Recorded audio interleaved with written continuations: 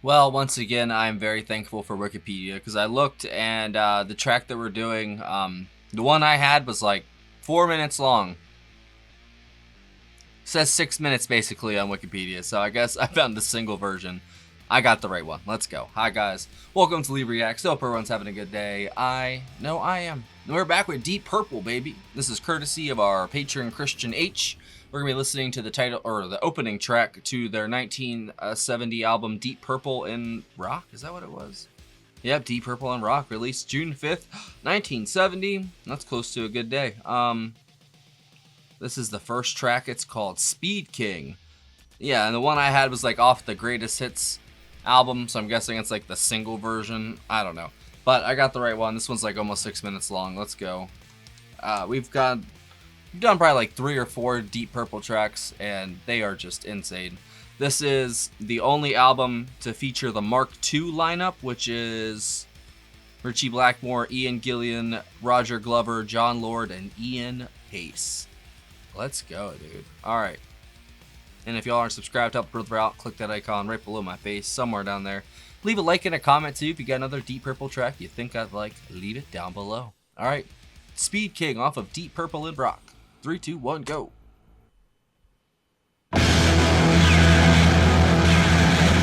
Y'all would be mad if I picked the wrong one.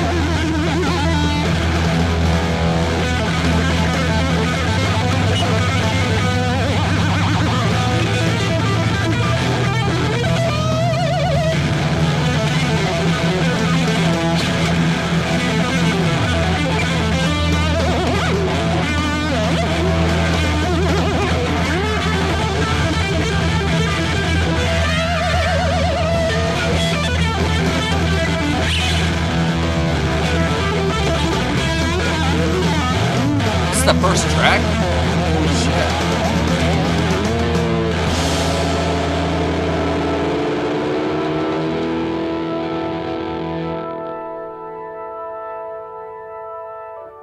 I'm guessing this is where it starts in the single.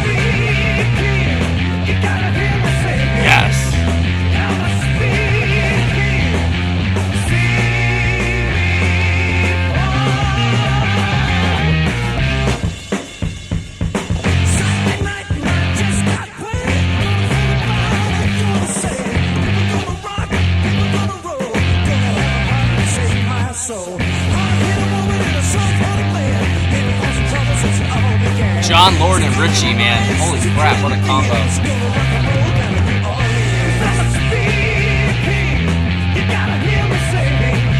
Okay, go ahead, Ian.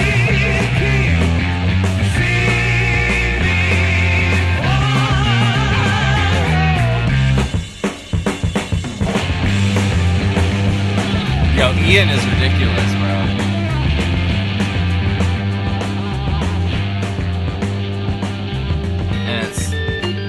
Roger Glover on bass.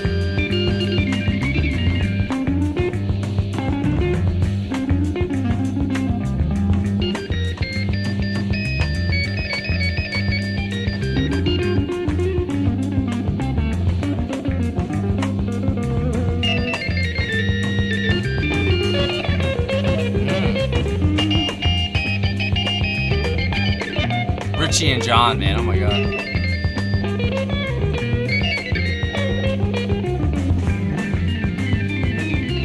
Dynamics.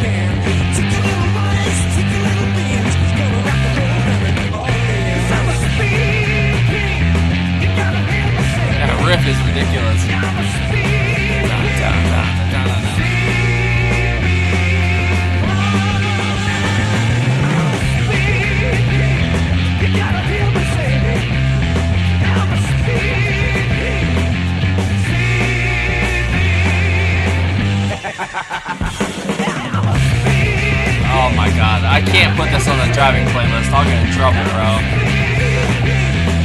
My girl will hate it.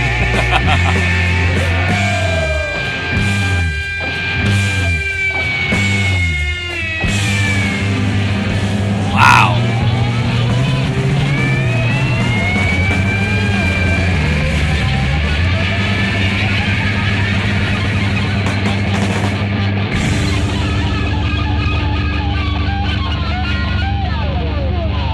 Play it again. Wish I had time tonight. I would totally play that again, bro. Damn, they always blow me away. Even like the kind of deep cuts we've hit with them. Amazing. That was awesome. I'm going to have to put that first. That's going to wake everybody up, you know? Oh my God. That combo of Richie and John, man, with that main riff with the organ and the guitar, that's a hell of a punch they got right there. And then you throw Glover's bass in there too, and that's a hell of a riff right there. Don't even get me started on Ian in the background, just going off, basically. Oh my God, he was all over that kit, bro. And just trying to keep up with everything too, because Richie and John are just nuts. Like, that's crazy. Him and Roger really paired together well. And then, of course, the vocals from Ian Gillan. Oh, my God, man. What a powerful voice he has. That thing is one of the most powerful voices in rock I think I've heard. Like, I really think so. He doesn't even need a microphone. He could just stand there and project with his voice, probably. He'd be louder than the instruments with a freaking amp and everything. That's crazy, bro. He's got so much just, not even ferocity.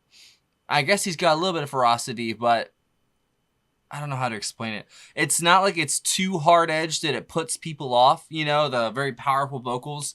It's like just enough for people to feel like, oh, wow, that's freaking cool sounding. You know, that guy's epic.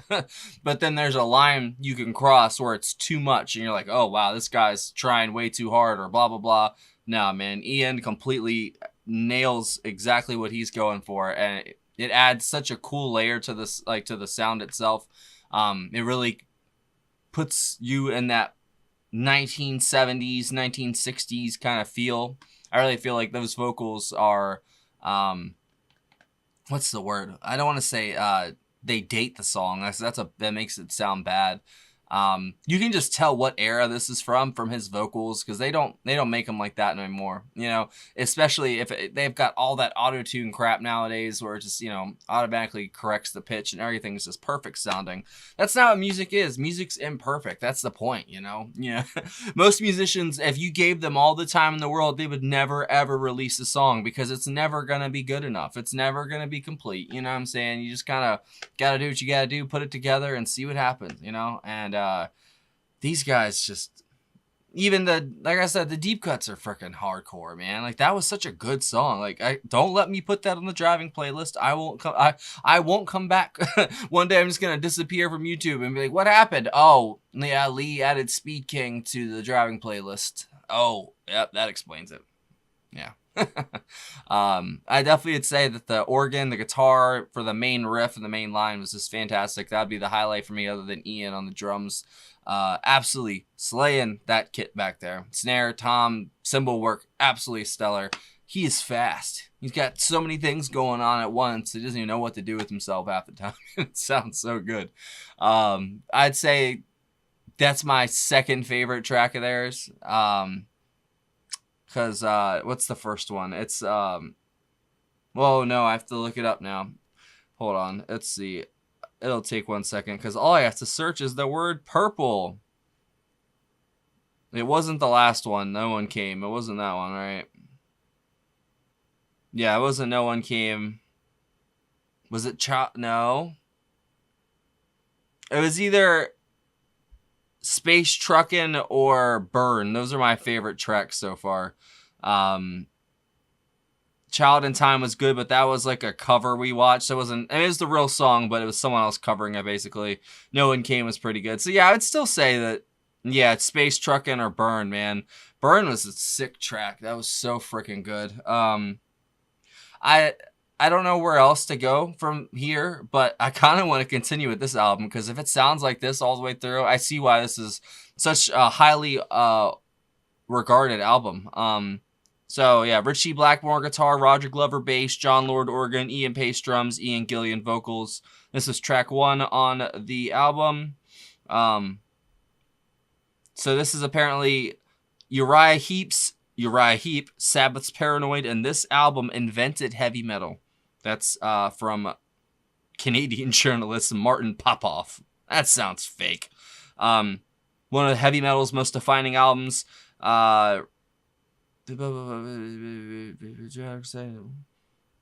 I guess they didn't think this album was gonna do much, but apparently it went crazy. They weren't really high on it, and then it went and invented a whole genre, basically. That's crazy.